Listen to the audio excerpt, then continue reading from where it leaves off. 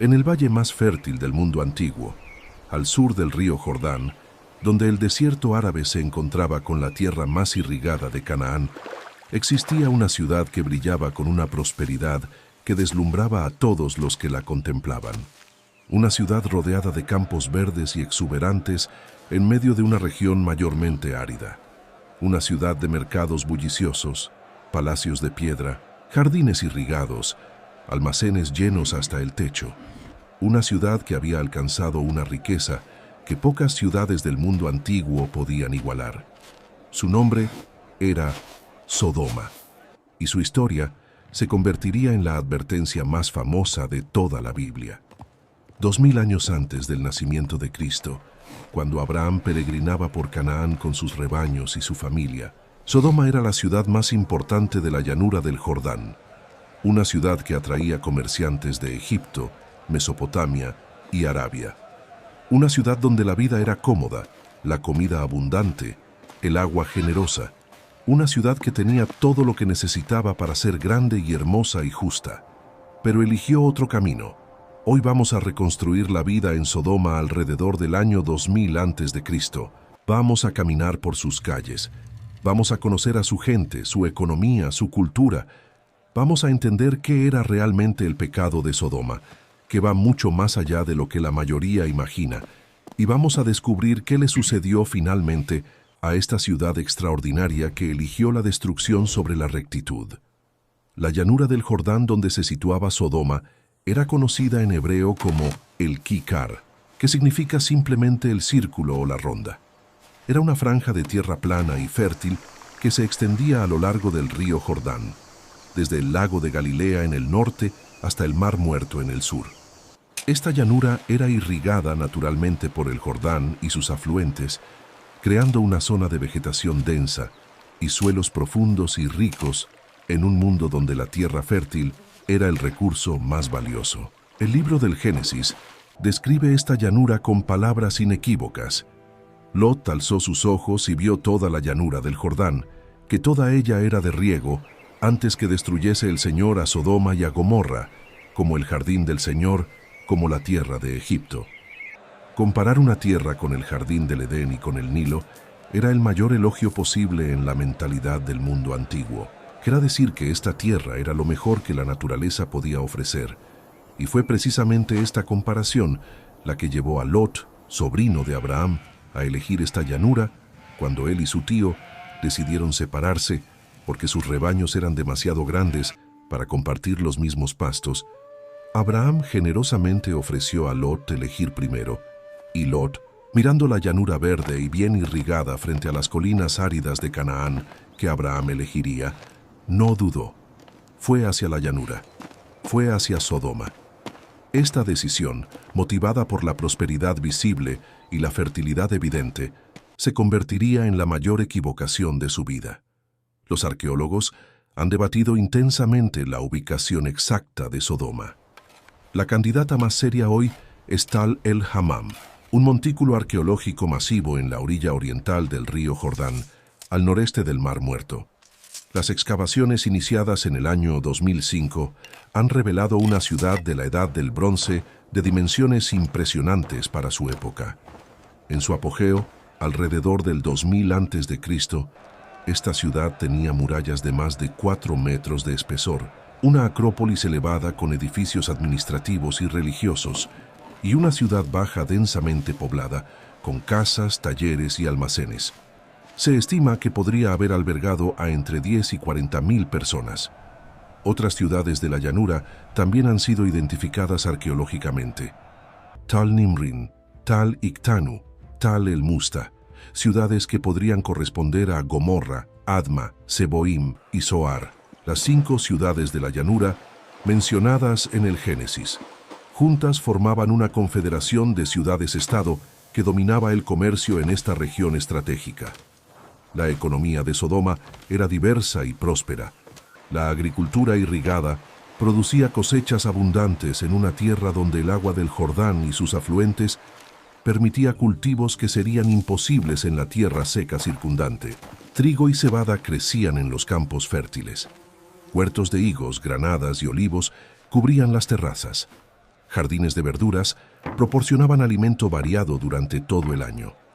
Pero la riqueza de Sodoma no venía solo de la agricultura. La ciudad controlaba rutas comerciales cruciales. El río Jordán era la frontera entre Canaán al oeste y los territorios transjordanos al este. Quien controlaba los vados del Jordán, controlaba el comercio entre las dos regiones. Sodoma y las ciudades de la llanura estaban estratégicamente situadas para cobrar tasas sobre todo el comercio que cruzaba el río. Las caravanas que venían de Arabia con especias, incienso, metales preciosos, maderas raras. Las caravanas que iban a Egipto con productos cananeos. Los comerciantes que llevaban cobre de las minas del Arabá, el valle al sur del Mar Muerto, hacia los mercados del norte. Todos pasaban por la llanura del Jordán. Todos pagaban a las ciudades que controlaban las rutas. Esta posición comercial privilegiada había generado riqueza que se acumulaba en las manos de los gobernantes y las élites de la ciudad. Las excavaciones de Tol el-Hammam han revelado objetos de lujo importados, cerámica fina de Chipre y Egipto, sellos de piedra con diseños elaborados, joyas de bronce y plata, vasijas de alabastro que debieron contener perfumes y aceites costosos. Esta era una sociedad que tenía acceso a los bienes de lujo del mundo antiguo. Las casas de Sodoma variaban enormemente según la posición social de sus habitantes. Las élites vivían en casas de varias habitaciones construidas con ladrillos de adobe sobre cimientos de piedra. Tenían patios centrales donde se realizaban las actividades domésticas principales. Los techos eran planos, construidos con vigas de madera cubiertas de barro compactado. Algunas casas tenían 2 pisos, con las habitaciones de dormir arriba y los espacios de trabajo y almacenamiento abajo.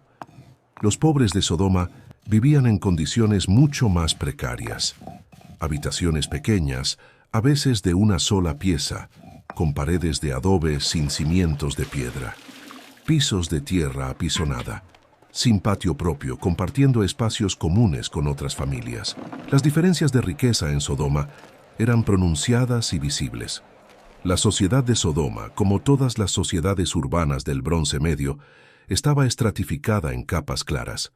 En la cima, el rey y su familia, rodeados de una corte de nobles, sacerdotes y militares.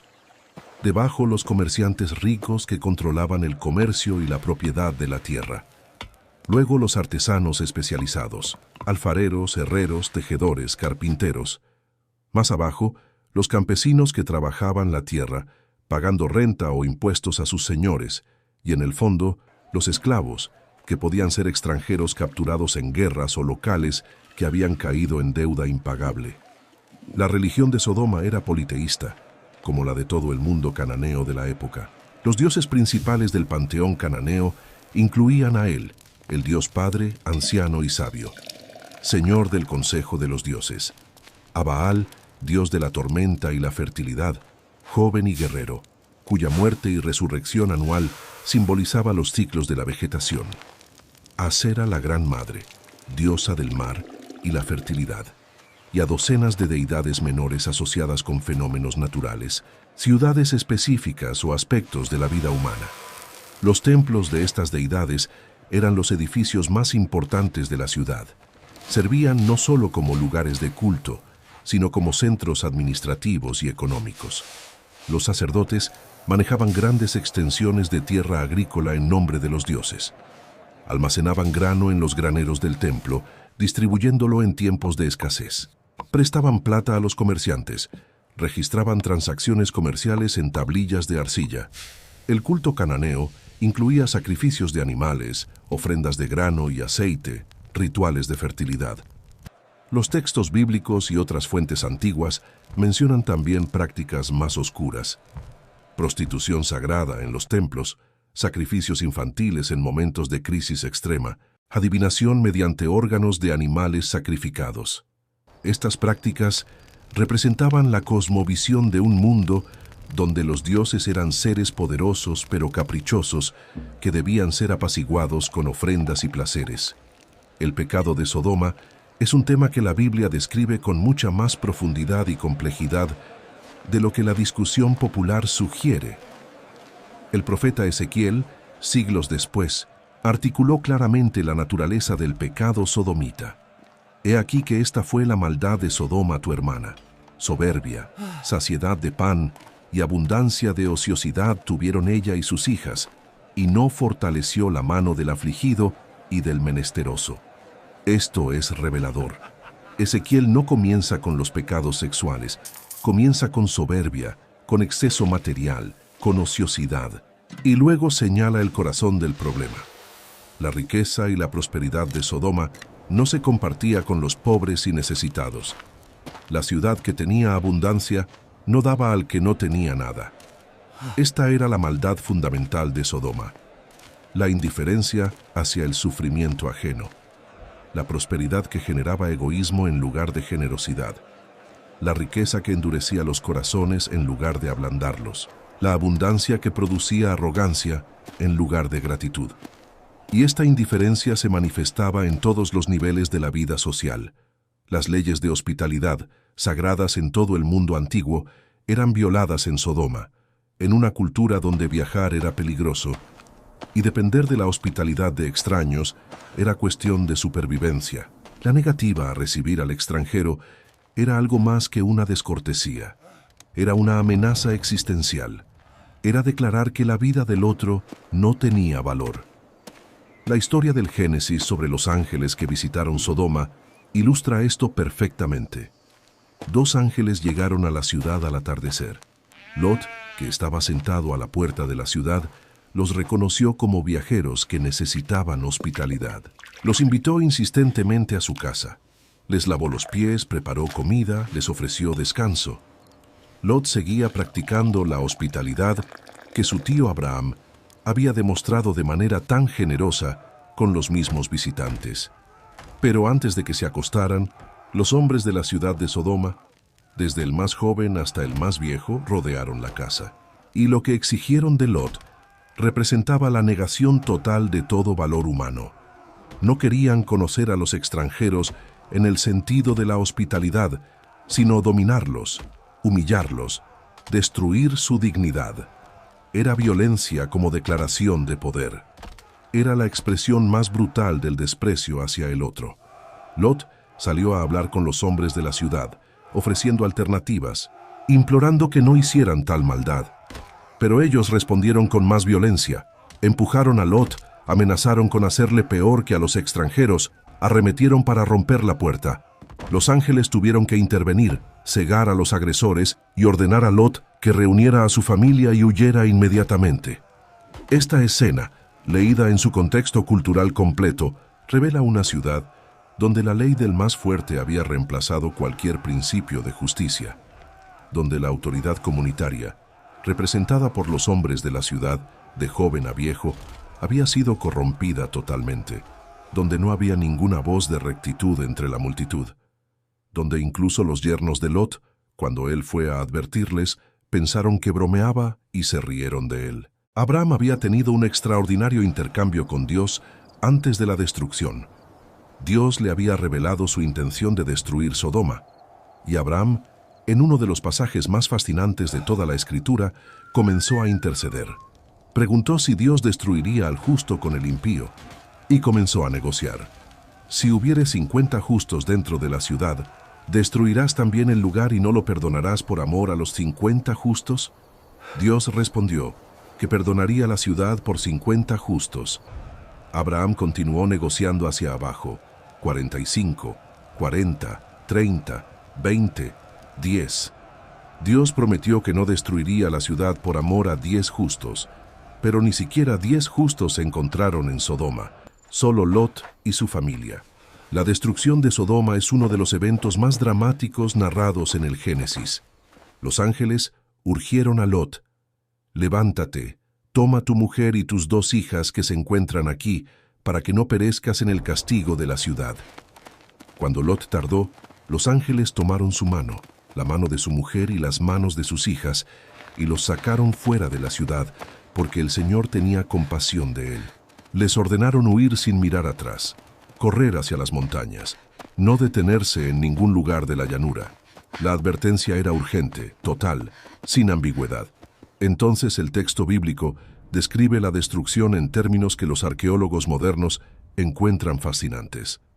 El Señor hizo llover sobre Sodoma y Gomorra azufre y fuego de parte del Señor desde los cielos, y destruyó las ciudades y toda aquella llanura con todos los moradores de aquellas ciudades y el fruto de la tierra. ¿Qué evento geológico podría corresponder a esta descripción? Los científicos han propuesto varias teorías. El Mar Muerto se asienta sobre una de las fallas geológicas más activas del mundo, la falla del Valle del Jordán, parte del Gran Valle del Rift. Esta zona es sísmicamente activa, con terremotos frecuentes y bolsas de gas natural en las profundidades. Algunos investigadores sugieren un terremoto catastrófico que habría liberado gases inflamables, posiblemente metano y sulfuro de hidrógeno, que se habrían encendido causando fuego del cielo. Pero la hipótesis más dramática y que actualmente genera más interés científico involucra un impacto cósmico. Un equipo de investigadores que estudia Tal el-Hammam publicó en el año 2021 un estudio en la revista Scientific Reports presentando evidencia de un evento de explosión aérea de un objeto cósmico, probablemente un asteroide o cometa, que explotó en la atmósfera sobre la región alrededor del año 1650 a.C. La evidencia es extraordinaria, una capa de destrucción abrupta que cubre todo el sitio, con temperatura de quema que excede los 2000 grados centígrados, temperatura imposible de alcanzar con incendios normales o incluso con volcanes. Vidrio de trinitita, el mismo material creado por explosiones nucleares, encontrado en la capa de destrucción. Esferas de hierro y sílice fundidos. Fragmentos de edificios derretidos y resolidificados. Sal derretida que cubre todo, explicando por qué la región tardó siglos en volver a ser habitable, y quizás explicando por qué la mujer de Lot se convirtió en estatua de sal al mirar atrás. Fue alcanzada por la onda de calor y sal del evento. Esta destrucción catastrófica habría sido visible desde enorme distancia. Abraham, que estaba en las colinas de Hebrón a más de 20 kilómetros, miró hacia Sodoma y Gomorra, y hacia toda la tierra de aquella llanura miró, y he aquí que el humo subía de la tierra como el humo de un horno. La mujer de Lot es uno de los personajes más breves y más poderosos de toda la Biblia, mencionada sin nombre, sin descripción, sin palabras propias, solo una acción y su consecuencia. Miró atrás y se convirtió en estatua de sal. Los intérpretes han debatido durante siglos el significado de este acto. Algunos lo ven como simple desobediencia a la orden explícita de no mirar atrás. Otros lo interpretan más profundamente. Mirar atrás era el deseo de quedarse, la incapacidad de soltar lo que se dejaba. Era el corazón que seguía en Sodoma, aunque el cuerpo huía. Era el apego a una vida que debía abandonarse.